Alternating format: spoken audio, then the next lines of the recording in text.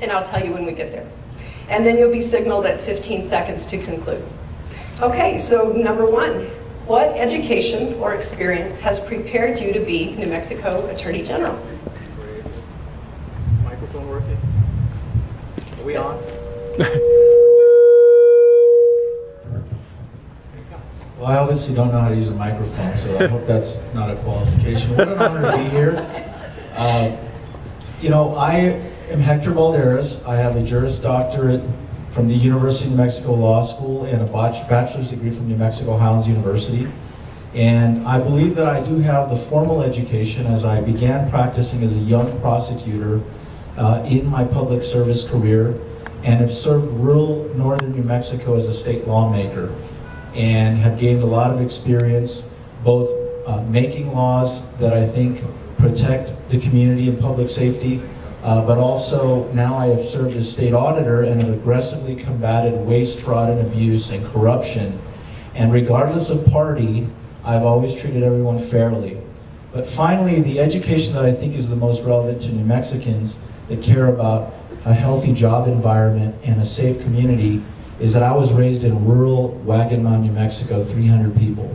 So every decision I ever make always uses rural people to ensure that they have a better quality of life, and ultimately they're safe and protected, and that they can grow and prosper with their neighbor. And I think that's the decision that I always weigh when I consider both my formal education, but more importantly, trying to make decisions on behalf of the beautiful people of New Mexico. Thank you.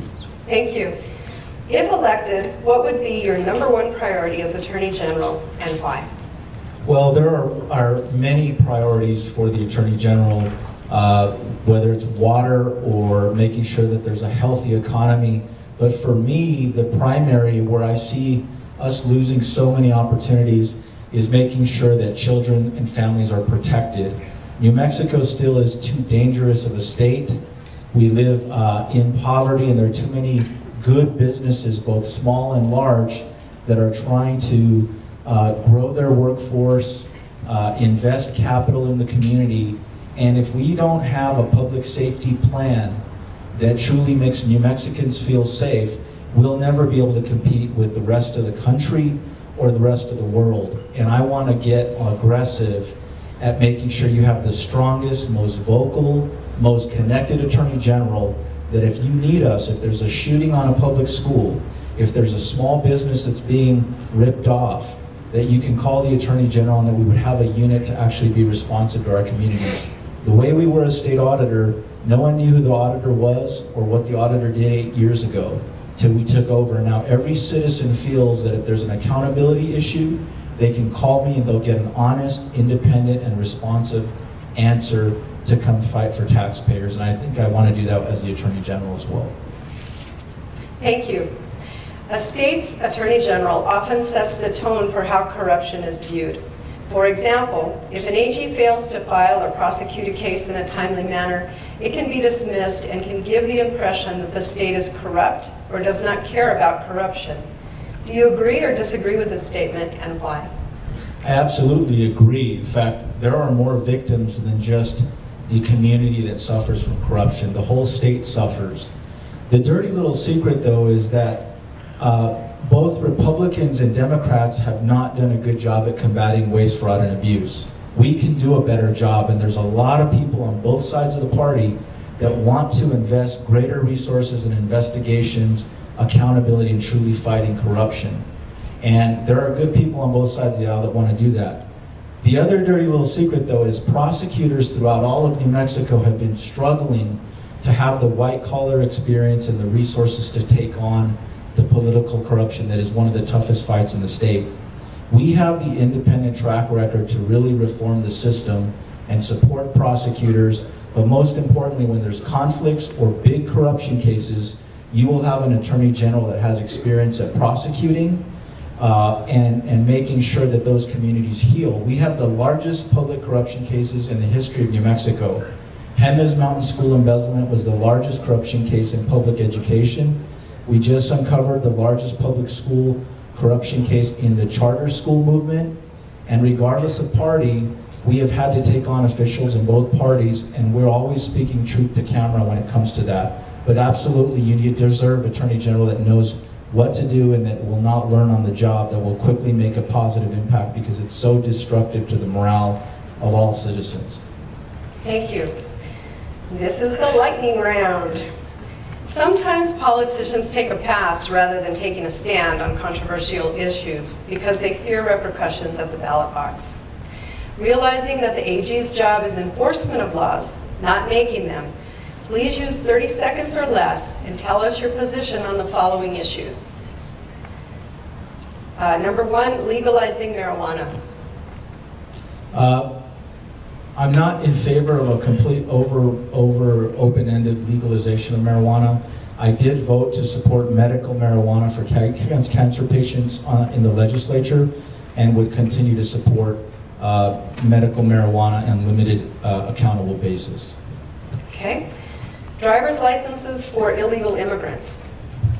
I don't have to take a position on that in the legislature. I never voted for that. I'm very concerned about public safety issues, but I'm not against driver's licenses for New Mexicans, and so not had to take a position on that yet in terms of the illegal aliens. Number three, voter ID and same-day voter registration. Now, I think I'm more concerned that young people at an all-time high in this country are not participating in the electoral process. So I would be open to a same-day voting registration, and open to systems that would encourage voting population to be more active in selecting their leaders. Number four, enforcing federal immigration laws. The federal authorities need to do a better job at enforcing immigration. I'm very concerned that if state law enforcement spend too many resources trying to enforce federal immigration, that they could miss out on enforcing crimes that are being committed within our community and in our own backyard. So I'm actually for state law enforcement to focus on state crimes that impact the local communities and that are filling our prison systems right now. The use of cost-effective energy for electricity production. I grew up in one of the poorest counties in New Mexico, so I'm very cognizant about trying to keep energy costs low. I do think there needs to be fairness and accountability and transparency in systems that regulate energy, but I am very concerned about trying to keep energy costs low so that small businesses and communities can continue to thrive, and that we need to continue to push the fight for energy independence, because it does have national security implications as well. Thank you. Increased distributions from the permanent fund. I am open to investments in early childhood education. There has to be very strict accountability, though, moving this debate forward. But I do believe that we need to consider all options of investment. One of the areas that we are losing children is not investing enough resources in early childhood education. But they can't be merely invested in with unaccountable systems or with no real strategic plan in place. So I think we have to be very cautious. Thank you. Your final question, please tell the hiring committee why you believe you are the best candidate for the position of New Mexico Attorney General. Really 3 reasons. The first is that you have to look at independence. We cannot have a strong Attorney General if we don't have a real track record of leading with independence. I believe that I've proven time and time again that I will not put politics ahead of prosecutions and accountability. Secondly, you need leaders that are truly connected to the issues that people are suffering from, whether it's small businesses or victims of domestic violence. We've shown that regardless of party affiliation, people call us because they get a fair amount of service, integrity, and accuracy in the leadership that we provide. And then finally, I have a real plan to combat corruption, waste, fraud, and abuse statewide. The Attorney General is also the people's lawyer. And we've shown time and time again with little resources that we can attack some of the biggest problems, provided that we treat all citizens fairly and that we're active and that we feel the pains that communities are suffering. And I think that I would be up to the task and the job if you would trust me to become one of the strongest Attorney Generals that we've ever had. Thank you. Ladies and gentlemen, Hector Balderas, our Attorney General. Thank you.